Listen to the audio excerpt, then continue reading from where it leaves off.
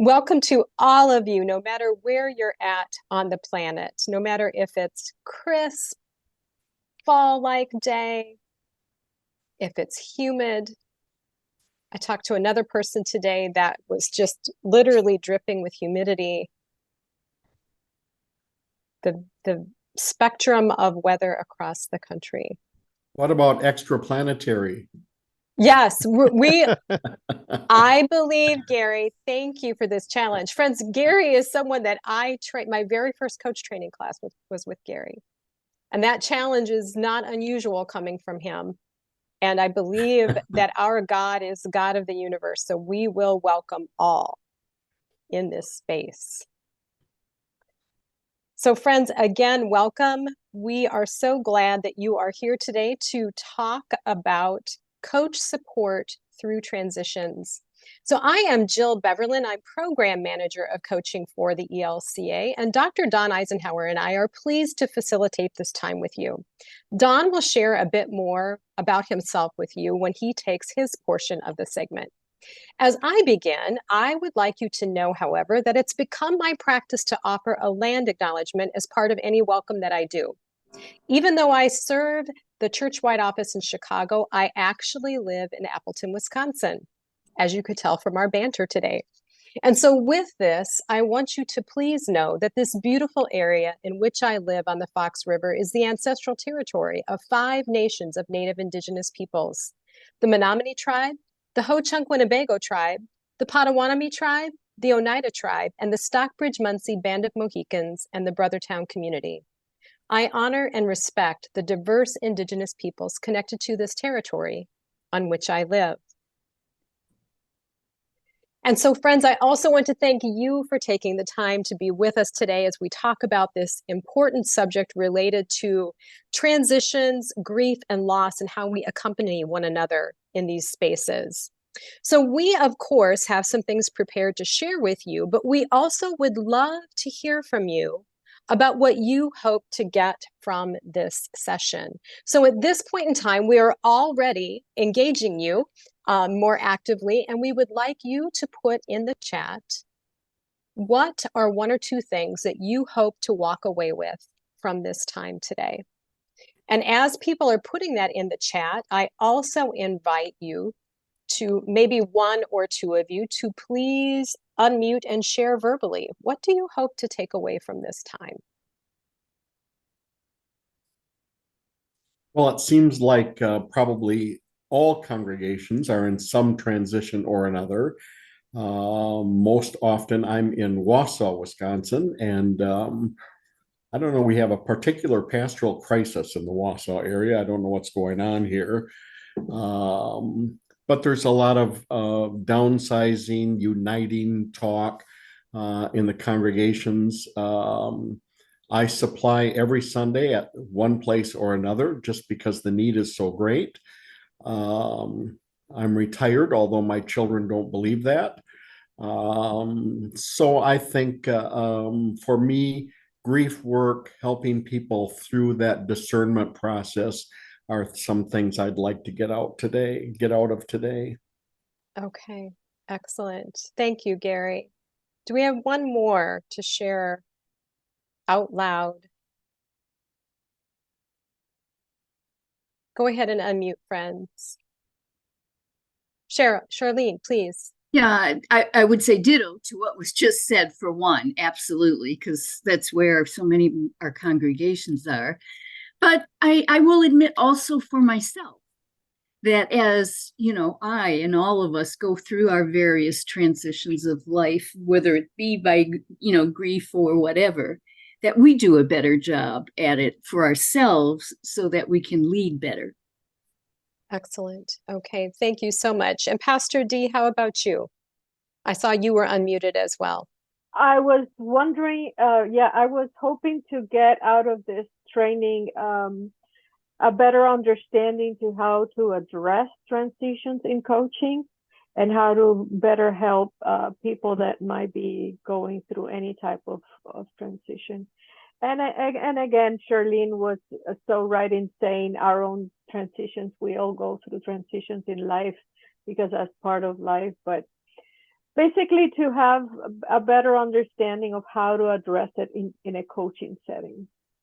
Thank you. Excellent. Okay, wonderful. Well, friends, I'm glancing also at what's been placed in the chat. And the good news is I firmly believe that what Dr. Eisenhower and I have planned for you will click on most of this. But now I'm going to really put some pressure on colleague Jason O'Neill. And those of you that come to Courageous Leadership know that Jason also is part of the support team of ELCA Coaching Ministry. So Jason, I need you to be listening for and matching what we're presenting and see that we are ticking all the boxes. But friends, that responsibility is on you as well. So if you find that we are not touching on this subject or the hope that you're bringing to this space deeply enough, please let us know. We're here to serve you and to serve you well in this space. So asking that question, what did you hope to take away from this? It's kind of like setting a coaching agreement, right? Even though this is, of course, a presentation and not coaching. So friends, as people of God, we also recognize that Jesus comes to the space with us. And with that, I'm going to lead us in a short devotion. And I'm just going to acknowledge to my colleague Jason that I am not able to see the chat at this time. And so I will need him to monitor that for me. Oh man, my computer is frozen. I'm having trouble with my machine today, friends. Those of you that had Microsoft Outlook updates, you know my pain today. Okay, friends, so with that, a story from the Gospel of Luke, one that is familiar to a lot of us. This also happens to be the guiding scripture for ELCA Coaching Ministry. And so we begin in the 24th chapter of Luke. Now, on that same day, two of them were going to a village called Emmaus, about 7 miles from Jerusalem, and talking with each other about all these things that had happened. While they were talking and discussing, Jesus himself came near and went with them. But their eyes were kept from recognizing him, and he said to them, "What are you discussing with each other while you walk along?" They stood still, looking sad. Then one of them, whose name was Cleopas, answered him, "Are you the only stranger in Jerusalem who does not know the things that have taken place there in these days?" He asked them, "What things?" They replied, "The things about Jesus of Nazareth, who was a prophet, mighty in deed and word before God and all the people, and how our chief priests and the leaders handed him over to be condemned to death and crucified him. But we had hoped that he was the one to redeem Israel. Yes, besides all this, it is now the 3rd day since these things took place. Moreover, some women of our group astounded us. They were at the tomb early this morning, and when they did not find his body there, they came back and told us that they had indeed seen a vision of angels who said that he was alive. Some of those who were with us went to the tomb and found it just as the women had said, but they did not see him." Then he said to them, "Oh, how foolish you are, and how slow of heart to believe all that the prophets have declared. Was it not necessary that the Messiah should suffer these things and then enter into his glory?" Then, beginning with Moses and all the prophets, he interpreted to them the things about himself in all the scriptures. As they came near to the village to which they were going, he walked ahead as if he were going on. But they urged him strongly, saying, "Stay with us, because it's almost evening, and the day is now nearly over." So he went in to stay with them. When he was at the table with them, he took bread, blessed it, and broke it, and gave it to them. Then their eyes were opened, and they recognized him, and he vanished from their sight. They said to each other, "Were not our hearts burning within us while he was talking to us on the road, while he was opening the scriptures to us?"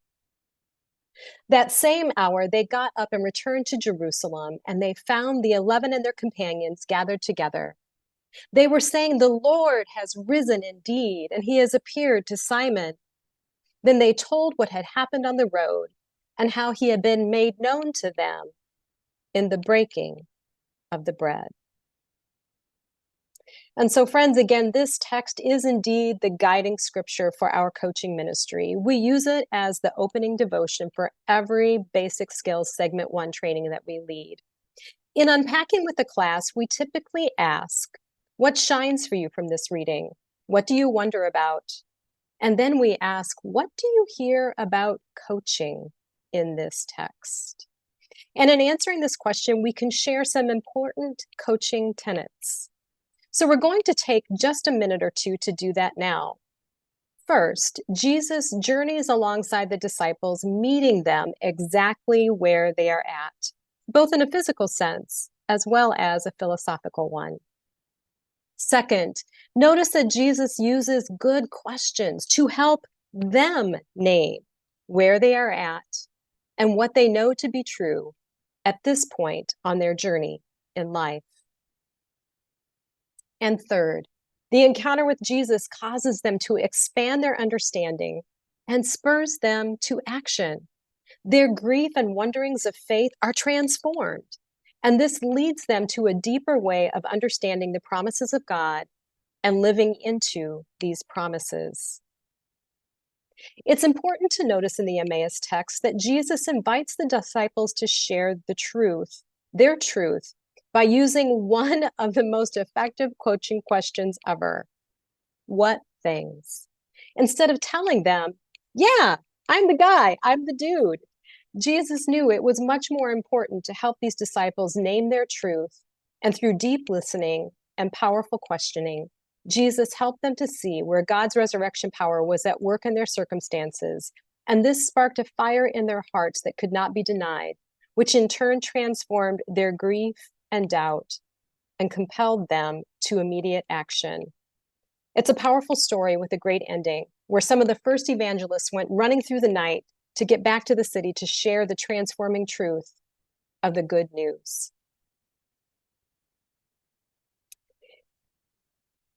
But we had hoped.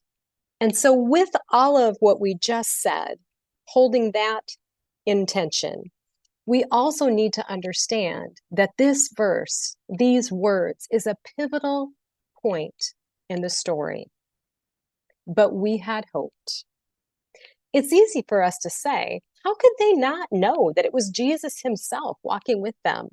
How could they miss the resurrected Lord in their midst? How could they not know that victory had been secured? But isn't it true that we all have our own, but we had hoped moments? And isn't this an abiding mantra that accompanies each of us as we encounter transitions? Even if it's a transition that we're looking forward to, there are likely unmet expectations we are leaving behind, dreams that were not fulfilled, and maybe we hoped where we were preparing to go next would be different. Like our siblings on the road to Emmaus, we hear despondent echoes of, but we had hoped that Jesus would be the one to end our suffering, relieve our pain, give us purpose, offer us the peace that passes all understanding. We had hoped that we would not be alone. We had hoped that we could retire from this particular call. But we had hoped our congregation wouldn't have to close. But we had hoped that death would not have the last word. So friends, after a time of helping the disciples unpack their truth, Jesus masterfully turns the conversation to reveal God's story and how their narrative was intersecting with the promises of God in rich and completely unexpected ways. These Emmaus moments show us that Jesus understands the importance of accompaniment, of helping us name out loud the things that we wonder about, the things that we are afraid of, and the amazing capacity for our questions and listening help unveil God's invitation for us to live more fully into God's promised future. In faith-based coaching, we specifically pray that our conversations will help those that we walk with recognize these promises of God at work in all circumstances, and their partnership in this enterprise of God. As Christians, we are in the unique position of believing that death is an integral part of our story. We proclaim that through death, new life begins. What would it look like to have people walking alongside of us to consistently reflect this biblical truth in our conversations, to remind us that Jesus is with us in our losses, in our anxiety, in our fears, and also to hold space for that hope that Jesus is also at work in these losses of life to bring forth something new. And as we hold these questions in our hearts, let us pray. Gracious God, thank you for always being with us, and thank you for these good leaders gathered live on this call and those that will listen to the recording after. May we each know that you meet us in our "but we had hoped" Emmaus moments, and that you encourage us to know your promised future is always at work in our lives. We offer this time to you, and it is in your name that we pray. Amen. So friends, thank you for taking these few minutes to focus our minds and our hearts on Jesus Christ. And so next, I have the privilege of introducing to you our colleague and partner in ministry, Dr. Don Eisenhower. Don is the founder of Coaching at End of Life. And it is through the work that Don does in this entity and through his generosity that we have been able to continue our coach training since COVID. And so, Don, we have so many reasons to be thankful for you, and we thank you for offering some background for us on coaching through transitions. Thank you, Jill. Thank you for the devotional as well. A perfect lead in for what we're going to be talking about today. And great to be here with all of you and to look and see some familiar faces, some new faces as well, but really looking forward to our time together. Jill's going to be back again soon. I'm going to talk for just a little bit, and then Jill's going to come back and share some really practical resources that you're going to be able to use for transitions and grief as well. But my job beforehand is to set the stage for us, to be able to get us thinking about transitions. Let me start with the definition. This is a definition I'm going to use going throughout as far as what a transition is. Here we go. The process of changing from one state, one stage, one subject, one condition, one place to another. You got it? The process of changing from one state, stage, subject, condition, or place to another. So having used this or using this definition, what do you think? Is this an applicable topic for us to look at? Do you know anyone who's involved in transition right now? No, no. Gary's saying not at all. Are any of your clients in the midst of transition? Yeah, I agree. I would venture to say that most everyone, if not everyone, is in the midst of transition. It's a part of life. And most definitely, it's a part of ministry. And I believe all of us here in one way or another are part of ministry. And so we are very familiar with transitions. Some of you have seen this picture before, but this describes some major transitions that many of us are in. A decline in church attendance. There was a change when COVID came, and for many, it's continuing. There are churches that are closing. Jill's going to talk more about that in the second half. For many rostered leaders, there's a fear of losing your job. There are pastors who are retiring, who are resigning, who are burning out and saying, I've had it, I'm leaving. I think especially right now for pastors, for rostered leaders, there is so much grief that you are all experiencing right now. And not just death losses, but what we like to call living losses. And really, a lot of transition that you're experiencing. One of my students in my grief class just last week made me aware of an article that was just out that's being spread around by a lot of different churches and pastors by Alexander Lang called Departure: Why I Left the Church. Okay, he starts off and says, "This past Sunday, I preached my last sermon as the pastor of First Presbyterian Church of Arlington Heights." But he went on to say, "I'm not only leaving my role as pastor of this church, I'm leaving ministry altogether."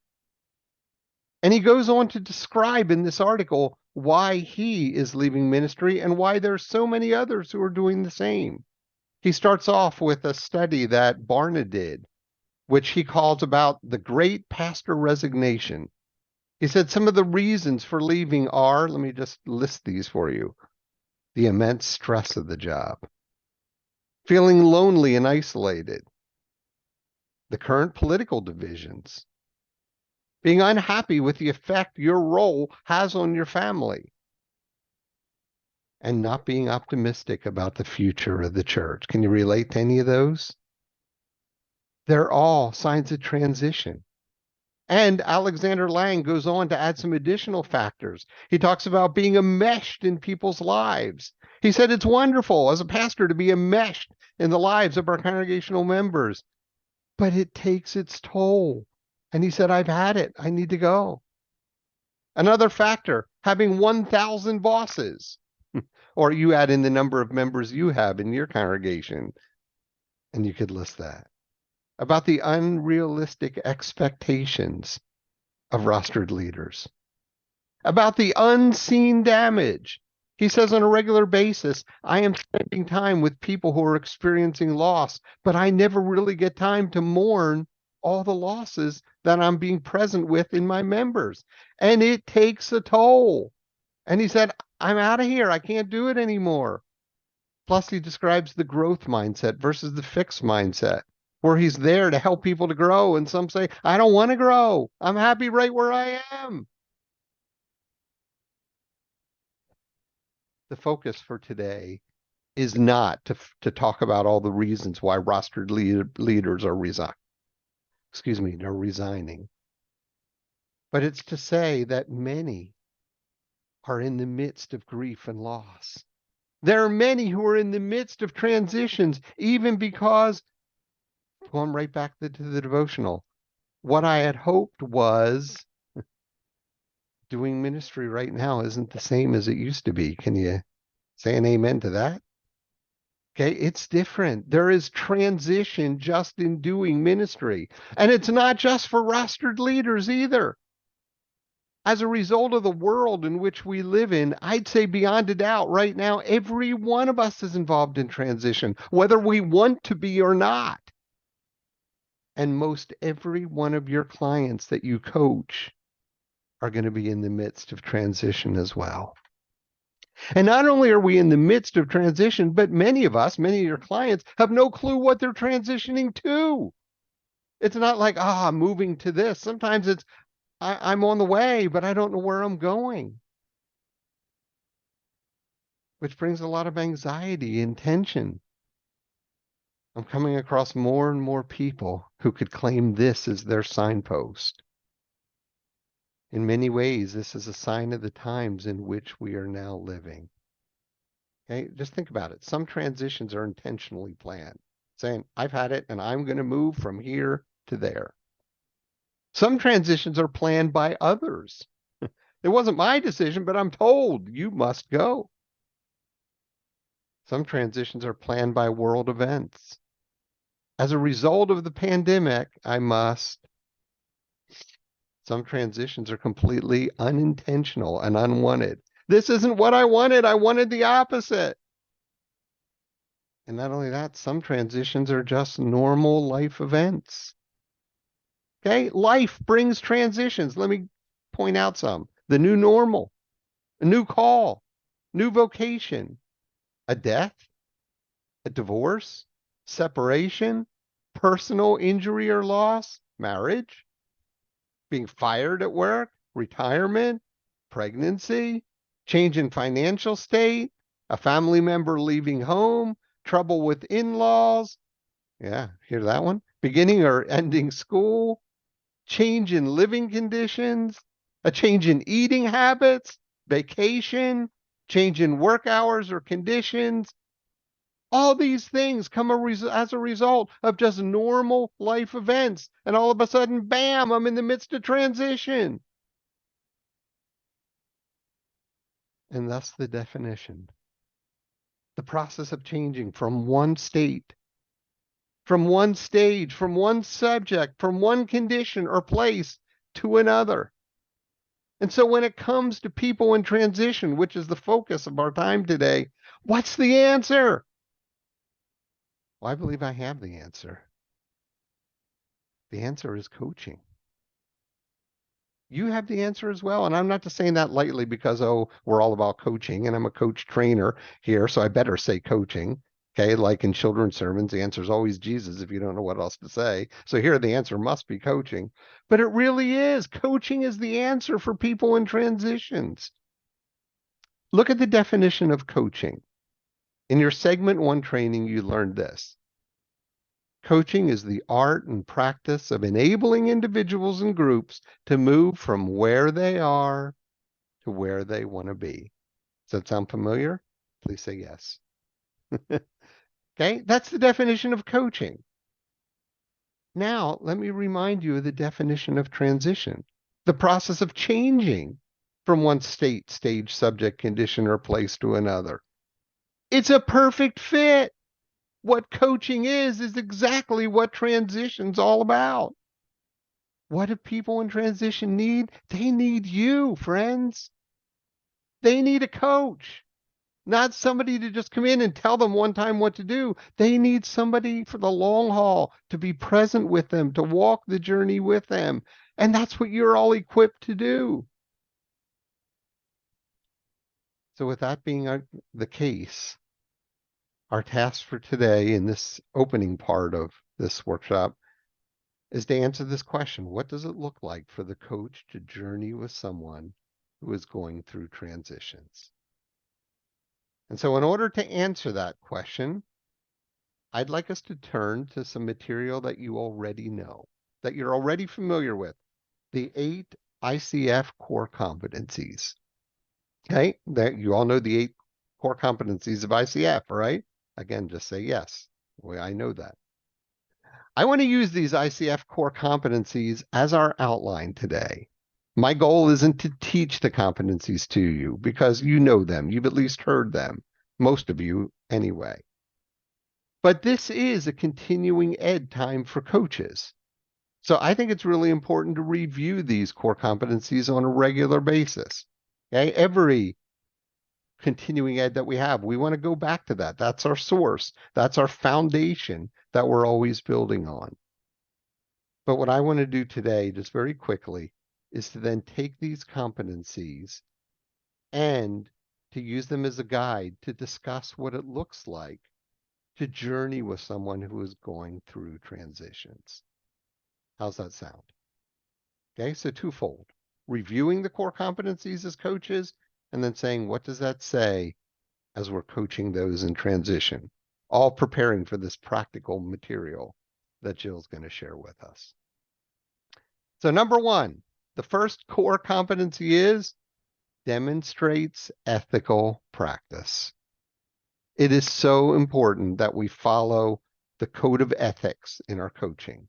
And we could spend the whole time just talking about ethics and what that means. But one of the basic parts of what this first competency means is we need to always stay in coach mode. Okay? We don't want to slip into telling people what to do, or trying to fix them, or trying to solve whatever their issue is. Because as soon as we're doing that, we're stepping out of coach mode, and it's a breach of coaching ethics. When we come as coaches, we need to coach. But the reason this is so important today is because this is exactly what people in transition need. They don't need someone to come and tell them what to do, or to fix the problem for them, or to solve it. What they need is a coach. They need somebody to come and walk the journey with them. And you know, friends, the reason it's so important for you to do this is because there are a whole slew of people out there who are ready to tell your clients what to do. Oh, you're in transition. You know what you need? They're ready to fix them. They're ready to instruct them, to tell them how they should be feeling. Oh, no, you shouldn't be upset. You should count this as all joy. Don't be one of them, because that's not what those in transition need. They need somebody simply to walk the journey with them. They need a coach. And this is all part of coaching ethics. Let's keep moving. I told you we're going to do this quickly. The second core competency embodies a coaching mindset. This is the new competency that was added a few years ago, and I love this. We could spend easily our whole time and a lot more just talking about what it means to have a coaching mindset. Okay, what is the mindset? How do we think as coaches? What is our main focus? But we're not going to spend the whole time talking about it. So let me just pull one part of this out. What it means to have a coaching mindset is to realize that we always need to do our own work first. Okay, we want to have that mindset that before I can come and coach someone on grief, I need to make sure I am mourning my own losses. Before I want to coach someone on some life issues, I need to make sure that I am being coached and that I am whole and complete myself. Before I coach someone on transitions, that I am making sure I'm doing my own work and working through my own transitions. You know, everything that we're going to talk about for the rest of our time here, even getting into the practical material resources that Jill's going to share with you, it all starts with doing it ourselves. How are you doing in the midst of your transitions? Do you have a coach who's helping you process them? Somebody who's walking the journey with you? Remember the illustration we use in self-care, the one from the airplane. It all starts with putting the mask on ourselves. That's part of having a coaching mindset, and it's crucial in helping other people deal with transitions. Let's go to core competency number 3. Joe already mentioned this: establishes and maintains agreements. What do we call this? The coaching agreement. Find out what your client wants to talk about. And not only what do they want to talk about, what do they want to take away from your session? And if you don't get a clear coaching agreement, the whole coaching session is going to flop. You're either going to put your agenda in there and push it your way, or it's just going to go nowhere, because it has to be all about what do they want to focus on and what do they want to take away from this session. The key is, using Jill's words from earlier, as part of the devotional, it's meeting our clients where they were, which is what Jesus did in that Emmaus Road experience. You know, we talked a little bit ago about all the emotions that are involved in transitions. Your clients are going to be dealing with a lot of different emotions. Let me mention just a couple. There's fear. There's going to be some excitement. I'm transitioning. This is great. There's going to be some anger. I didn't choose this. There's going to be opportunity. Hey, even in the midst of the anger, there's always opportunity there. There's going to be a lot of questioning. Why? What's next? There's going to be stress, which is a normal part of transitions. There's going to be a lot of searching. Where do I go from here? And you know what? None of these emotions are wrong. And some people, in the midst of your coaching them, in the midst of their transitions, they're going to need comfort. Some are going to need support. Some are going to be looking to move forward. Some are going to need some insight or encouragement. But it's all about where they are. Don't add in your own agenda, thinking you know what they need, because it all starts with them. This is the coaching agreement. Okay? Meeting your clients where they are. Don't forget this part. Oh, I know, because it's a transition, and I've been through a transition, so I know what you know. Ask them, what do you need? Where are you today? What's going to help you in this process?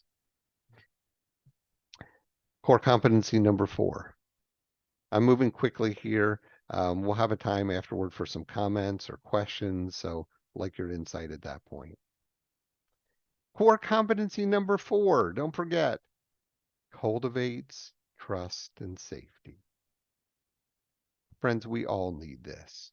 Whether we are in transition actively or not, we need a safe place where we can share anything and everything. So what's our role as coaches? To show support, to show empathy, to show concern in the midst of what our clients are going through. And remember the first word of this competency. It cultivates trust and safety. Remember this from your segment 1 training? Remember what the word cultivate means? To prepare the land for crops. This is the cultivator we show as part of segment 1. And remember, the cultivator doesn't touch the plants. At least it better not, or the farmer is not going to be very happy because it's going to rip the plants out and they're going to die. What it does is it touches the ground in between the plants. It loosens up the ground so the plants can grow better. So how do we do that? How do we cultivate trust and safety for those who are in transition? Well, just like in regular coaching, acknowledge and respect their unique talents, insights, and work in the coaching process. Listen for what they're already doing in the transition. Affirm them. Acknowledge what they're doing. Okay? Respect their insights. Listen for them and acknowledge them. But in addition to what they're doing in the coaching process, they just need support, empathy, and concern for who they are as individuals.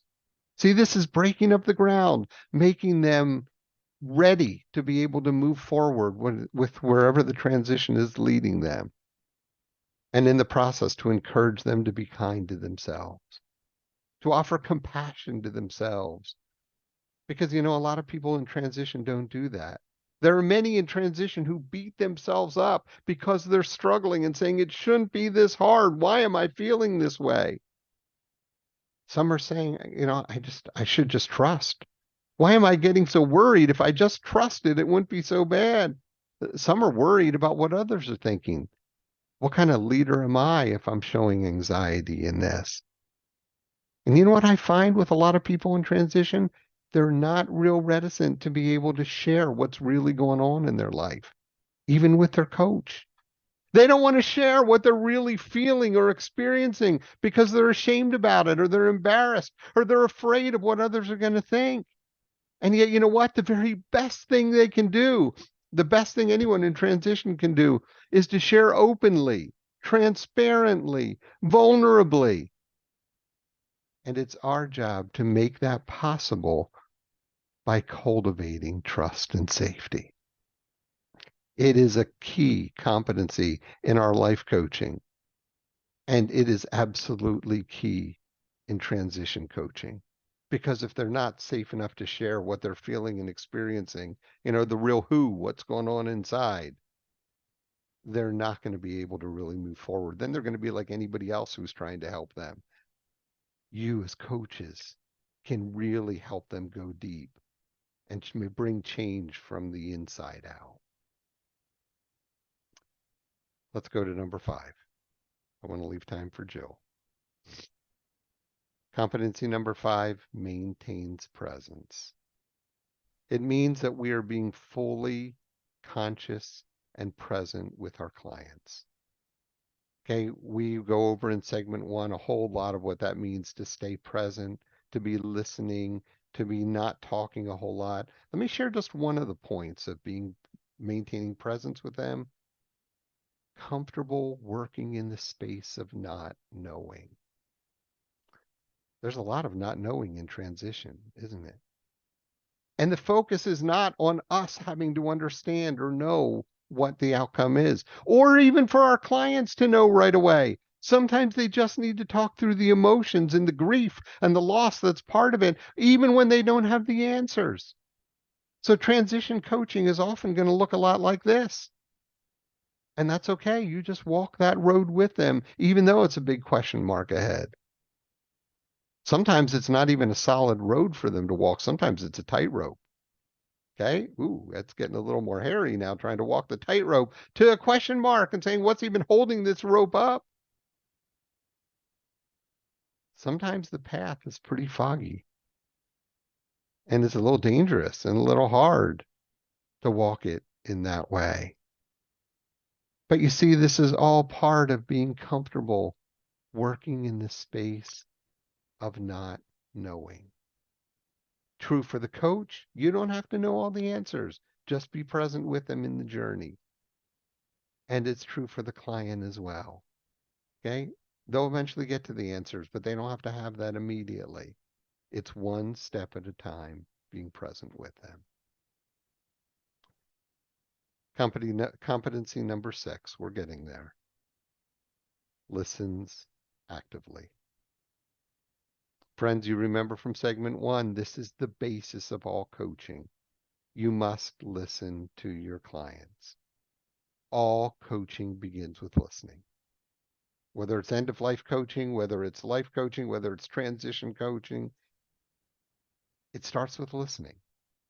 And you know this clearly. There's nothing further that really needs to be said about this because we've emphasized it so much. But I do want to take it a step further and say, not only is it important to listen to your clients, but encourage your clients to listen. Okay? In the midst of your coaching, encourage them to listen to the Spirit. What is Spirit saying here? As you're seeking direction, as you're seeking comfort, as you're seeking peace, what is Spirit saying? See, as ELCA coaches, this is the beautiful element that you bring that a lot of other coaches don't have, which is so important in transition. Not only listen to what Spirit is saying, but to encourage them to listen to their heart. Going beyond the intellect and just having an intellectual view of what is this next step. Ask, what is the heart saying? Again, getting back to the who, what's really going on within? And some powerful questions here can be so important, and we're going to get to those next. Listen to Spirit. Listen to your heart. Thirdly, listen to others. Listen to another rostered leader. Listen to a family member. Listen to a friend or to a bishop. You know, and it's not you coming up with who they should listen to, but another good question can really help, such as, who could give you insight into this next step? Who do you know who's been through a similar transition and might share their perspective? Who else can you go to that'll be a support to you in this time? Listen actively. Competency number 7 evokes awareness. That's what we're trying to do, is to help them gain some new awareness. And there are a number of things we can do to bring about that new awareness. But as I just shared, one of the biggest is asking powerful questions. That's what we're all about as coaches, right? We not only listen, but then we ask those questions to gain that new awareness. Let me just share some sample questions to use in the midst of transition. What are you feeling in this moment? What can you learn here? What part of you has to grow in order to overcome this? What's the gift that you will be left with that you can share with others on the other side of this? What's the cost of maintaining the status quo? What's the positive aspect of this change? And in what way will this grow you as a leader, or as a pastor, or as a partner, or as a husband or a wife, or as a friend, or as a servant? What are the opportunities? How will you grow even in the midst of the pain that transition brings? using a coach approach for those in transition. And then the eighth and final core competency of the International Coaching Federation, to facilitate client growth. If you've gone through segment 1, you know this as landing the plane. Don't forget to land the plane, even in the midst of transitions. The ICF definition, partnering with your client to transform learning and insight into action. Sometimes the action is going to be helping them to take a step forward, because that's often needed in transitions. You know, it's easy to get paralyzed or to get stuck, but you are partnering with them to help them to move forward, to be able to see there are so many options available. They have all these different colored doors that they can walk through, and helping them to see that and to make some decisions. But you know what? Sometimes it's not even going to be an action step. Sometimes the answer, as we learn in grief coaching, is simply to say, where else can you talk about this? When can we meet again to continue to share, or with whom else will you share? Because sometimes it's just the mourning and the letting it out and the processing of the feelings and the acknowledgement of the emotions that's going to help one to move forward. And to share with you the caution that we share in segment 1, don't jump too quickly in designing an action plan or a growth plan. Why? Because sometimes what they really need more than anything is just somebody to listen and somebody for them to share. And the action plan is going to come later on. Okay? Those who aren't part of BLCA coaching will probably push for an action plan because that's so important, but you know all the better. Just giving them the opportunity to mourn and to share is vital. There are 6 components to facilitate client growth that we learned in segment 1. I'll just put them up here. You remember them. Okay? Allowing them to summarize what's the action, who will support you, who or what will hold you accountable, and then partnering with them to close the session. This is an introduction, a way to get us thinking about transition, and for me to say again and again, the best way is to use a coach approach in this process. Jill is going to get us into some practical material, some resources that are going to help you to do what we've just been talking about here. But let me close with one analogy. And that is to say, transitions are a lot like crossing bridges. It's the process of moving from the one side to the other, right? Going from where they are to where they want to be. I do want to remind you, sometimes the way is unknown. Not sure where this path is leading. Sometimes the process is really scary. Just be aware of that. That's okay. There's nothing wrong with it. That's normal transitions, and just normalize that for them. Sometimes it's really scary. My palms are getting sweaty just looking at this picture. And I've seen it many times before, and oh, that's scary to me. But friends, what I want to say as an emphasis, as a final point, it makes all the difference in the world when you have somebody to walk the journey with you. That's your role as coach. For those in transition, what they need more than anything is you to walk along with them. Walk the journey with them. Our call is to partner with those who are in the midst of transition, to help them cross the bridge, to fill in the missing pieces, and to help them go from where they are to where they need to be, to where they want to be, to where God wants them to be, however they might answer and complete that statement. We're not going to have breakout rooms and sharing today, but let me just give you a couple of questions to think about as we move into the practical resources. As far as transitions are concerned, where on the bridge are you right now?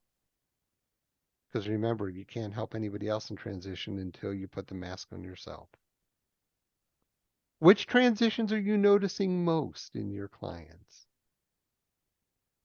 And don't forget these 8 core competencies, not just for coaching, but also for transitions. Which of them stood out most to you? Thanks for this time to reflect on this together. Thank you for being the coaches and being the special individuals you are. And now I'm excited to hear about these practical resources. So Jill, we're turning it back to you. Okay, so Don, thank you so much for setting the stage for us, for reminding us of the coaching competencies. So now I'm excited to share with you some practical resources. And as I go through my section, friends, I want you to think about how we can bring the competencies of coaching alongside of these resources, meaning how can we, having some boundaries of the river set up, or some practical frameworks set up, how can we maintain a coaching posture that reinforces to the people that we're walking with that they have agency? And one of the things that I'm so excited about with this this part of the presentation is that it really is it's a beautiful example of collaboration between ministries in the ELCA. And so with this, I want you to know that this particular resource is one that has been created and curated by some individuals that worked on a project called the Partnered Synod Project. And this started BC. So before COVID, these people were working on this, not knowing, of course, that COVID was coming. And since its inception, they have been working diligently to lift up this usable cache of resources that will help leaders across the ELCA move through very specific types of transitions. And so, friends, I want you to know, and Jason, maybe you can throw this particular link to this site in the chat so people can just click on it and have that open in their browsers as well. There are 6 different categories of grief and transition that are listed, and then files that are useful for each one in each of these categories. And so the person that you're going to be hearing from in the video clip I'm going to share is Pastor Danielle Denise. She is the Director for Evangelical Mission of the North Carolina Synod. So of course, Charlie, you're going to recognize Danielle's face for sure. And so this is a clip that actually was taken from our courageous leadership back in February of 2022, when Danielle was first introducing this particular resource. It wasn't yet complete at that time, and since then has been officially launched. So you'll hear some language from Danielle about it's not quite ready, but now it's up and running. And we are very excited to be sharing this with you. And Lisa, I saw in the chat that you were thinking about transitions that are coming for entire synods, knowing that a bishop election is coming. That's something that's been a particular challenge for us as coaches, as we navigate what does the culture of coaching look like in a synod every 6 years, when potentially the synodical leadership changes hands, and there could be a different posture and mindset around coaching. And so as you think about these resources, anytime there is a word congregation, Lisa, I encourage you to think about popping the word synod in there, because I believe that that is true, that you can harness these resources to use on that wider scale. And just like we are talking about pastoral transition, friends, I encourage you to think about any leader that's in transition. Some of what's being talked about, well, yes, there are some resources that are very specific for an ELCA pastor that's transitioning in call, but some of the resources that have been curated and offered through this particular site would be applicable to any leader in a faith community. And so with that, here is Pastor Danielle Denise. All right, so I am going to talk about grief and holy closure, and I need to tell you, I need to disclose something before I do this, y'all. When I was in seminary, I went to Duke Divinity School, and I was in my preaching precept. My first instruction was to tell a biblical story. We weren't even allowed to write a sermon yet. We just had to stand in front of the class and tell a scripture from memory. And my scripture was the instruction from Pharaoh throwing the Israelite boys into the Nile. And my preaching preceptor said, hey, maybe it would help if you didn't smile the whole time. And it was like, there's a real big disconnect between your face and the throwing of children into the Nile. Y'all, I haven't gotten better at it. I'm so sorry. So I'm going to talk about grief. It is not because I'm uncomfortable with grief. My face just does this. So I'm just giving you a precursor to what this looks like. And if my face is a disconnect, you can, you can't turn my video off, but I guess you could put me behind another web browser if it's a hang up for you. But just a heads up on that. I want to say a couple things as we're entering into this time of grief. A couple of years ago, I was part of something called the Partnered Synod Project in the ELCA. It was a group of 5 synods that committed to lean in and to learn from each other. We gathered in person in Chicago. We went on retreat together in Dallas, obviously all before COVID. We shared what was going on in our synods, and we heard red threads about a lot of things. But the one thing that was undergirding all of the work from upstate New York to North Carolina, out to Washington and in the Midwest and Indiana and down to Texas was grief. Every single one of our synodical teams said, if we don't figure out how to deal with grief, our congregations are going to fall into dysfunction. We had some ideas. In fact, when we went on retreat to Dallas in 2019, the whole theme of our retreat was grief, right? Cece Mills was with me. And then the pandemic happened. And all our hunches about grief bringing on dysfunction, grief bringing on anger, grief being a catalyst for hate in our church have come to pass. And we've seen it on a scale that was even more rapid than we were prepared for. One of the bishops in that conversation said, grief is the tsunami that the church is not talking about. Because we have people grieving lost dreams individually, but we also have congregations grieving the dreams of what they were and what they hoped they would be. And usually we say to them, here's another program.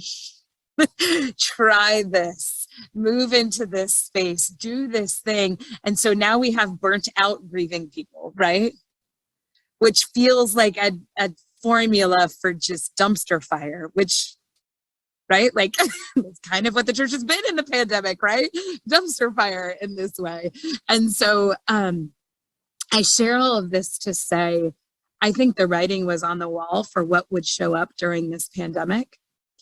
And there was a little bit of pre-work done by some leaders in our church, but organizational grief is something we've got to be talking about. I want to say 2 things. If you are a grief coach or you work in the grief land, there's sort of 2 kind of phrases around grief. One that you'll hear is composite grief and cumulative grief. And I want to just say one thing about those. Did I say composite? Now the word just went out of my head. It's not compound. I was like, that's not it. It's compound grief and cumulative grief. The distinction that is often drawn is compound grief is grief that is not dealt with over time. And you layer grief upon grief upon grief, right? It is what it sounds like, right? It just continues to compound. That is what I think most of our congregations in the ELCA are dealing with. They lost a beloved pastor, nobody talked with it. They had a suicide in their youth group and nobody talked about it. They tried a ministry and it failed and nobody talked about it. It is this grief upon grief upon grief. Cumulative grief is what we're experiencing in the pandemic, which means it is grief that is happening so fast you don't have time to process it and it's going on top of each other. Right? Compound grief is where you have a little bit of time to try to process, but you haven't dealt with it. Cumulative is what's happened in the last 2 years, right? Grief upon grief upon grief upon grief. And even if you've wanted to, You have not been able to grieve all the griefs of the last 2 years. Even if you have been intentional, you have not been able to. One of the other things that I think happens is that our leaders are not grieving. And so you might walk into a congregation that has compound grief with your own, right? Especially at points of transition. My spiritual director, when I moved from my first call to my second call, she said, I want you to light a candle every night for the first 30 days when you leave that first call. And I said, why? She said, because there's going to be grief that sits with you. So every night, light the candle and ask, God, what am I grieving tonight? And she said, if you don't do that habit of letting go, you will not come into this space in a way that honors the new place that God has called you. And some days that felt weird because that 30 days for me, by the way, extended into the first 3 weeks of my new call. And I was like, I'm awesome. And then I ended my day like, and here's what I'm grieving today, right? It felt like this really big disconnect. But what really was happening is I was grieving that I couldn't do that in my first call. And I was grieving some of the people I had dreams of doing that ministry with, right? So I found myself saying those names. Heidi on this call was in my first call with me. And I found myself saying names like Heidi. I miss Heidi. I want to do things like that. But also Peggy, who was that constant pastoral prayer. Whenever I knew, Peggy still to this day, by the way, I haven't been there in like, I don't know, it's been a long time, 10 years, a decade. She still leaves me voicemails and says, child, she's very Southern, y'all. She says, child, I just want you to know I prayed for you today. And then she hangs up the phone. Right? Like she is this like, and I grieved that. I bet I said her name every day for the first 30 days because I needed the child piece to be said to me on a regular basis. I also want to say this, if there is no leader in our church that's not grieving, you are in good company. And we cannot work out our grief in our congregations. We need spiritual directors. We need grief coaches. We need candles in our own living rooms. We need therapists. We need all of this type of support. And so I just want to say that as I talk about this, and Cece and I've wondered about this in the North Carolina Synod, but what does it look like as a congregation's closing that they have a grief coach? The pastor has a grief coach because their grief is layered with the grief of the congregation. And they're like, wait, I wasn't called to pastor dying congregations. I was called to pastor vitality, right? The people who, I have some really faithful pastors who close congregations and I'm like, yeah, you get hospice on the organizational level. And I'm grateful for it. And it is a gift to our church. The North Carolina Synod has 197 congregations. And my bishop anticipates, he's got what, CC 5 years left of his term. And he anticipates that we'll see about 25 congregations in our synod close in the next 5 years. And that might be a low number. I'm grateful for a bishop who's anticipating that, because that bishop is saying, what do we have to do so that when we encounter that tsunami of grief organizationally, we know how to deal with it and we know how to care for the pastors who have helped close those 25 congregations, right? So, slight soapbox. You got to deal with your own grief. And now my new soapbox. Okay, so let's talk about congregations. There's a couple of things I want to say about these congregational conversations. The first thing, let me say this real quick. There's a conversation about how do we find counselors who understand the things that pastors might grieve. I don't have a good answer to that other than I have had more success grieving with spiritual directors and grieving with people whose stated purpose is to hold presence for me in that way. I don't think explicitly searching Christian counselors is going to do that, but I would also say that counselors understand grieving, the different level of power dynamics and authorities of things that you might grieve, because that's true in a lot of places where people leave organizations, nonprofits that they start, those kind of things. And every time, I always say this about therapy is about fit. If you meet a counselor once and that is not a fit for you, don't give up on counseling. Move on to a different therapist. It takes a while. Same thing with coaching and spiritual direction. I know that we talk about that in coaching relationships, right? That there's got to be that fit and that chemistry. And so that's important. When you're talking about congregations, the two things that I think are really important for us to say, the best way to have these hard conversations is along the way and not in the moment of crisis. And if you notice the signs of decline, and I'm not just talking about, everybody talks about butts and bucks, like how many people you have in worship and how much money you have. I'm not talking about those as signs of decline. If the only thing your council talks about is the budget and oh my gosh, y'all, I dealt with a congregation where we had a council meeting about how we were going to run the altar flower sign-up list. That is a sign of decline, right? Your council, if they're talking about the altar council sign-up list, we should be having conversations about holy closure, right? So when I say butts and bucks, the signs of decline aren't just those. The signs of decline are, what are they talking about? The signs of decline are, our people won't pray out loud. Our signs of decline are, we don't even know, when someone says, what's your congregation about? We can't talk about that. We don't know the answer to the question.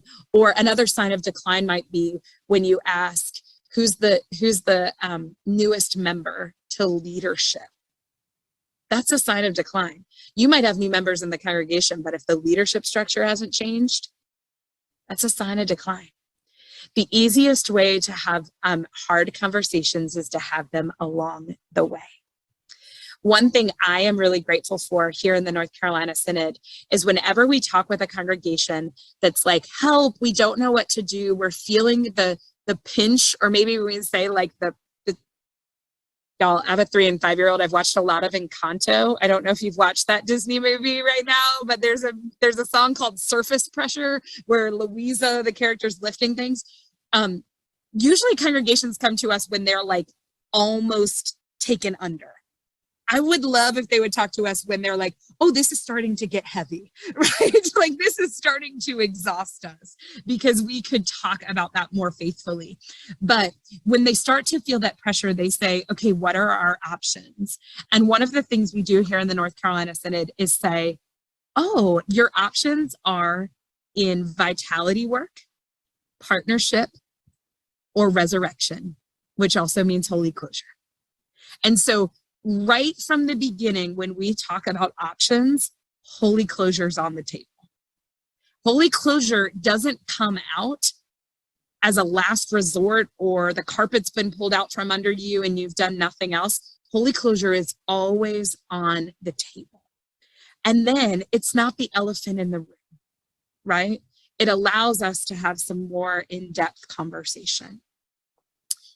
I find that to be really helpful. And I do think as congregational leaders that it is also helpful for you when you meet that with your people, if they're talking about change, seed hard conversations into the DNA.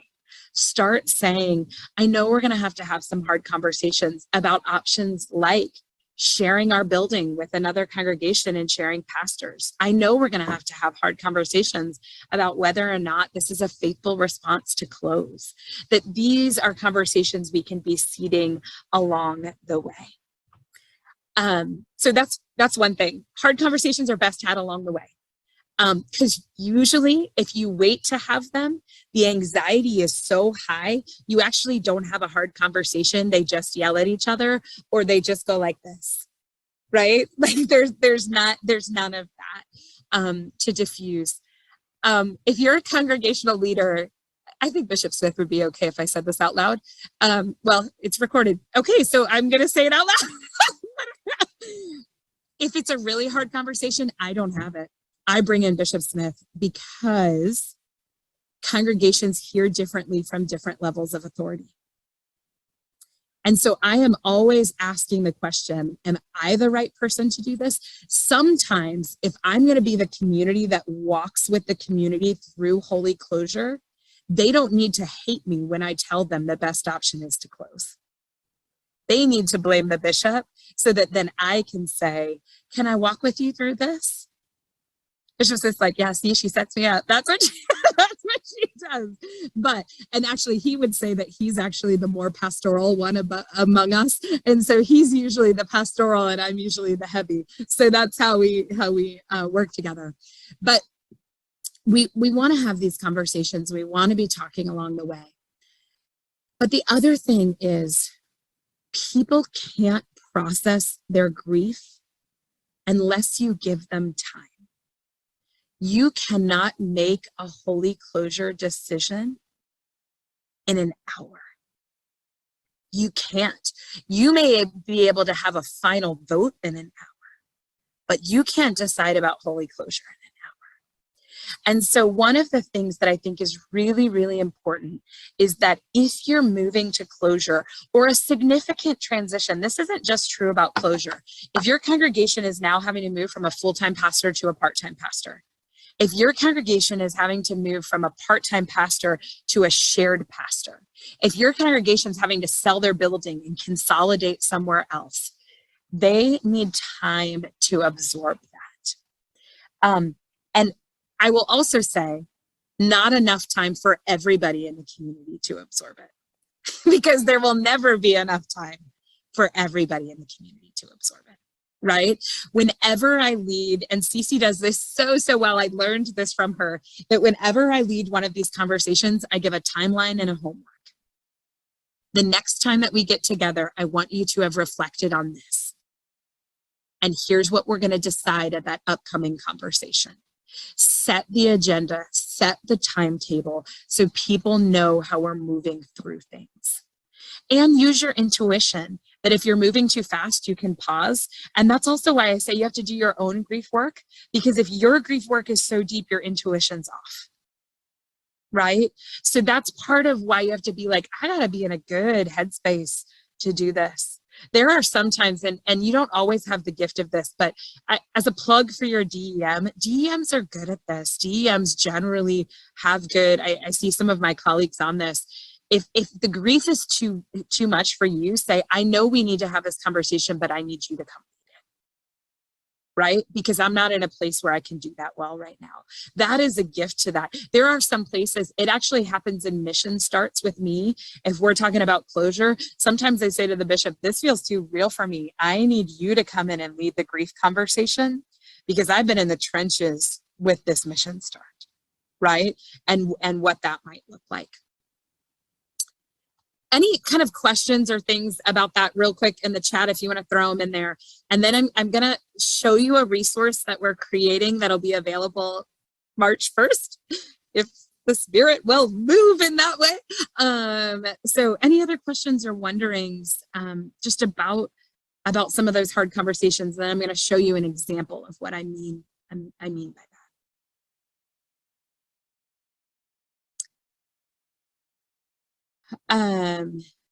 Yes, having councils or leaders share their part of this journey with wider groups. I think my chat went up a little bit. Has been their own. Matt, this is so helpful. So think of conversations as rings of expansion, right? To go in day one and be like, everyone in the congregation, tell me their grief. All right, everyone tell me their grief. It's not helpful. Start with your council leaders. Start with your council president, right? Have a one-on-one coffee. Then go to council. Then have council meet with your key influencers. Then have part of what is so hard about the way we do holy closure now is we don't talk about it till there's 6 people left and there's nobody to grieve with. It is so much more fun to be part of a holy closure when there's 30 people left and they are celebrating ministry than when there's 6 and they hate the church. because they're burnt out and overwhelmed, and they've said, my faith is dead because you're closing my building. Right?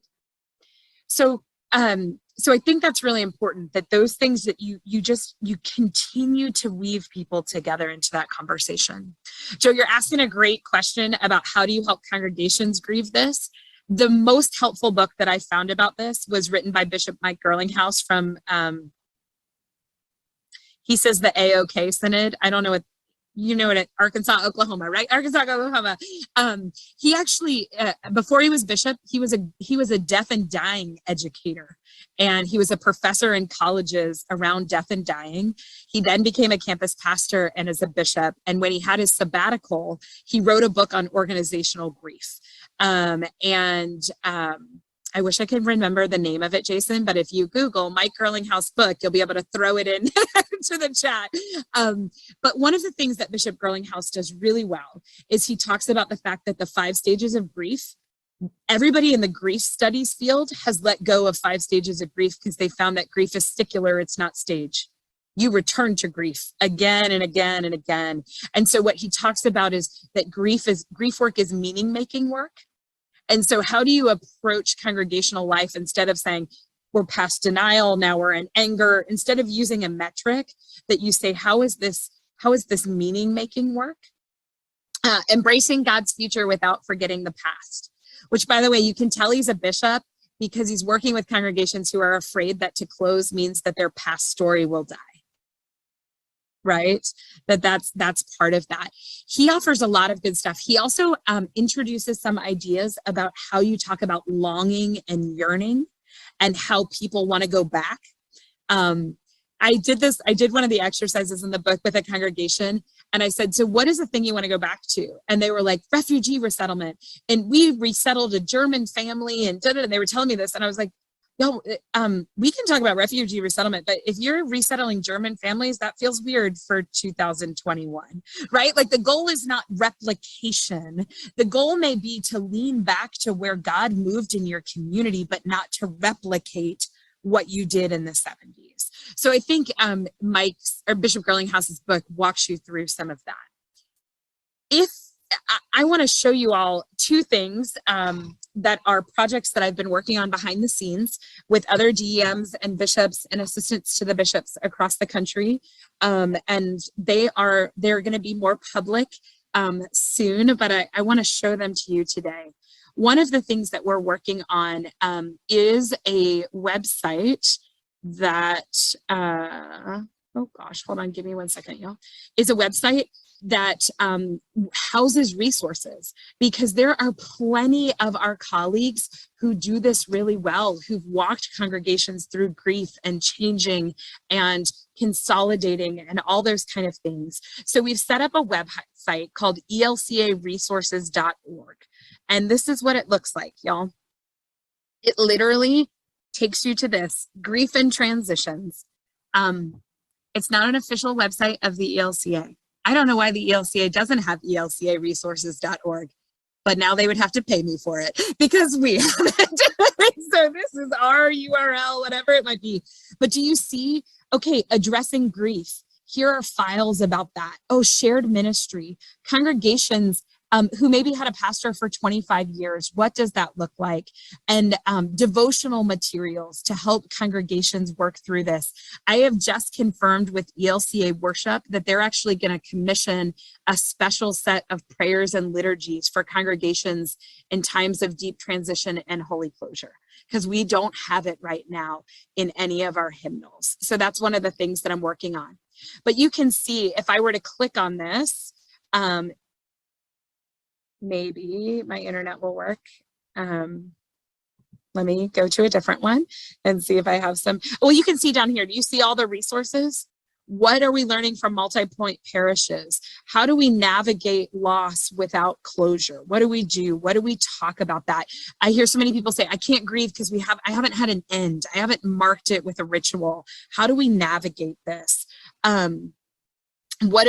Even practical things like, what's a resolution when we are doing merger?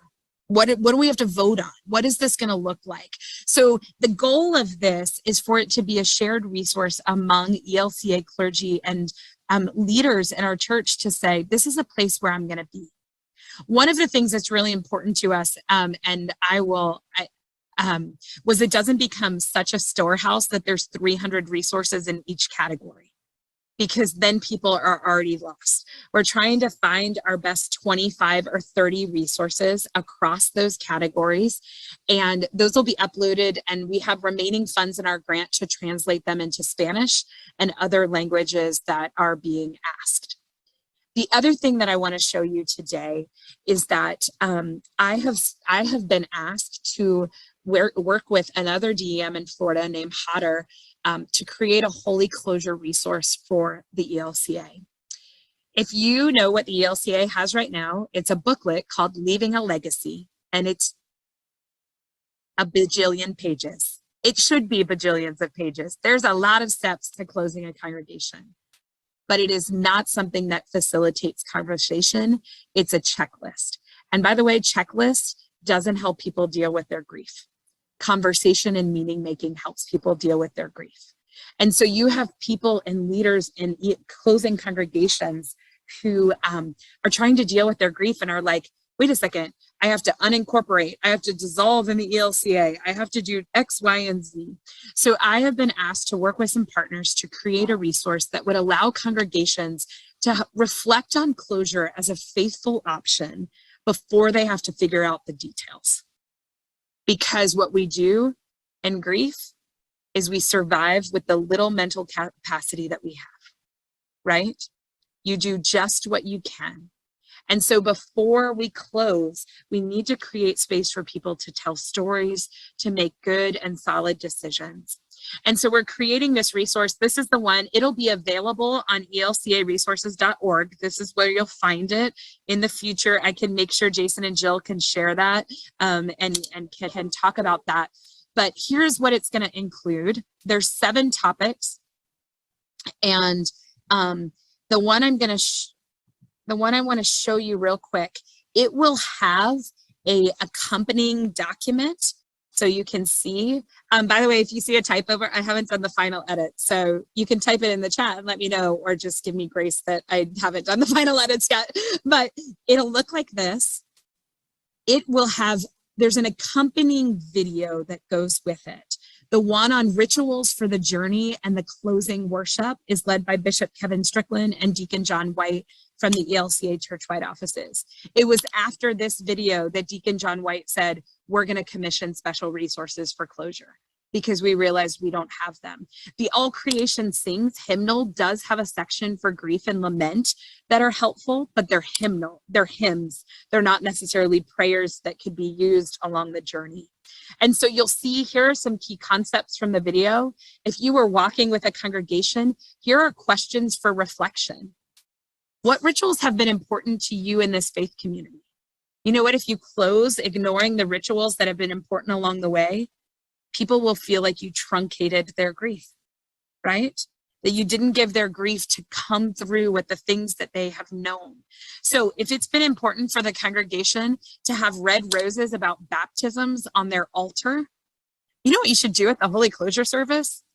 Find that old red book, find baptisms, and fill that altar up with red roses galore and say, you feel like this is the ending, but look at the Spirit of God that was placed and poured upon people in your font, right? Take a ritual that allows their grief to be transformed by the hope of resurrection. And then there is an accompanying piece for those of you who are on Synod staff. Oh, there's an additional resource page that points you to different places where you might find resources about closing worship, those kind of things. And then there's a page for Synod leadership, like, hey, heads up, you got to think about these things. That's what the document looks like. So it's pretty simple.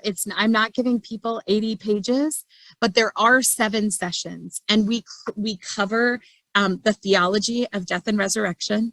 We cover legal matters, financial matters. We cover grief.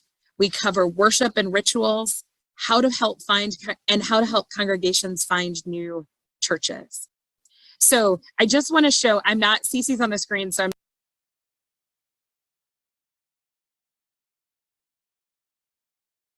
So with that, friends, you can see that Pastor Danielle and team have done a lot of work in curating these resources. So at this point, we have about 5 minutes left, not a lot of time to do deep unpacking. But I'm wondering what questions you bring. Here are some learnings that we hope you've taken from our time today.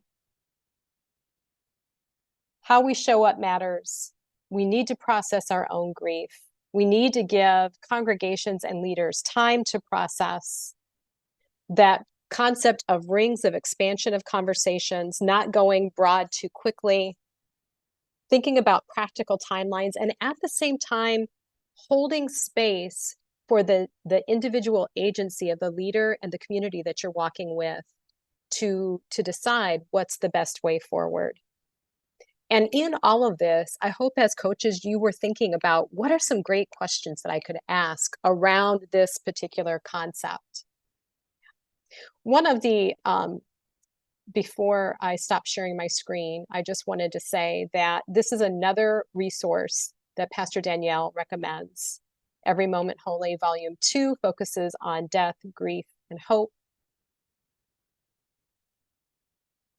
And so with that, what are some things that you have learned? What are some new questions that come from your heart now that you have heard what Dr. Eisenhower has to say about coaching, what Pastor Danielle has said about the resources? And Dr. Don, I just want to say thank you for another incredible presentation. It was so helpful. And for me, I think I just need to start talking about grief. We're pretending we don't have it. And I think about, start talking about the COVID and the losses of parishioners when that happened. And when COVID hit, the year COVID hit, they started sharing me with another congregation. I never even thought about grief in that situation. And maybe just open up a conversation about the griefs that we've had so far before we can talk about the future. Great start, Pastor Kimberly. Thank you. Charlie. I think what has struck me is to, again, just be curious and ask people, so what's changing in your life? What's different? How's that affecting you? Because this has me thinking about all the changes that are going on in my life. And I need to take time to process those. Amen, Charlie. Thank you. Gary, I saw you unmute. I like the whole idea of building the story. What's the story of this congregation? What's the story of my participation in this congregation? We have stories for every facet of our life. And as we are led to remember and value that story, I think that helps us along the path of grieving as well. Absolutely. And in that, we can consistently ask the question, right, Gary? How does this align with what we know about the story of God? And again, I hope that you heard, friends, that Pastor Danielle and Dr. Eisenhower were saying, don't jump there too fast, right? Hold the space, let people name those really hard things. But when the time is right, help them name those places and spaces where they can start to see glimmers of God's resurrection popping up. How can this death be leading to something new? And that doesn't happen on day one when a congregation figures out, oh my goodness, we need to close. How about one more comment? I think as a DEM and someone on Synod staff, this is the big takeaway is to, like Pastor Kimberly said, to keep talking about grief, but particularly with our clergy. What we're finding in our Synod is the first time people are hearing or even considering that grief is at play in their life is when they're in their moment of crisis. And then all of a sudden we're presenting them with these options of resurrection, transformation, partnership. And there were no seeds planted along the way. No seeds have been planted in this Synod for these conversations. And so we can start doing that with our clergy. Amen. And what does that look like to make it a consistent presentation at Synod Assembly, for instance? Mm-hmm. And normalizing, as Dr. Eisenhower said, that death is a part of our story. And so, friends, I want to share with you very quickly as we are preparing to wrap. This is a space on our website. If you or if another leader wants to connect with a coach, we have 51 coaches that have been through Grief Coach training, 51 in the ELCA. All you have to do is go to our website, click I Want to Coach, go down to the space that says Get Started and click on that. It will take you to a questionnaire that's confidential. I'm the only one that will see those answers. I'll help you get connected. So friends, we are at time, and I will stay on the line to continue to shepherd conversation for those of you that have lingering questions, are still inspired. Dr. Eisenhower, thank you, as Pastor Kimberly said, for another amazing presentation, bringing your experience, your wisdom, and your gifts to bear to help serve our denomination well. We would not, friends, be where we are at today if it wasn't for our partnership with Dr. Eisenhower and coaching at End of Life. And so we thank you. And friends, thanks to each of you for the sacred work that you are doing, shepherding these conversations, planting seeds, as Pastor Dara said, and being willing to enter those difficult spaces. We end our courageous leadership conversations by saying, you are seen, you are valued, and you are loved. And friends, you are doing the hard work, and we're here to walk with you at ELCA Coaching.